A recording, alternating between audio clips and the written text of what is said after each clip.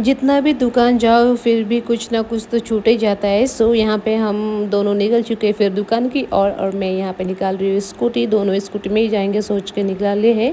सो हम लोग पहुँच गए हैं दुकान और यहाँ पे हमने ढेर सारा मैगी और ये मटर लिया है। जीजू का डिमांड था कि वो मैगी खाएंगे बोल के वो आ रहे हैं। सो यहाँ पे मैंने इसको ये कैरी बैग भी दे दिया और कीज़ भी दे दिया है। फिर उसके बाद आ गई ये कुसुम जो कि बोल रही थी आगे की गाँव में चापर दाना ये देर बांट रहे थे। सो हम भी आ गए और लग गई यहाँ पे लाइन। और इतना भीड़ तो नहीं था, अभी थोड़ा ही भीड़ था। सो लास्ट में ही हम लोग पहुँचे। सो यहाँ लेने के बाद इतना सारा मिल गया 5 kg। ये लेने के बाद मैं जब घर आ गई तो देखा जीजू इतने के साथ खेल रहे थे, वो लोग भी आ पहुँचे थे। सो मम्मी ने बना के दी यहाँ पे मैगी और खाया। सो बाय।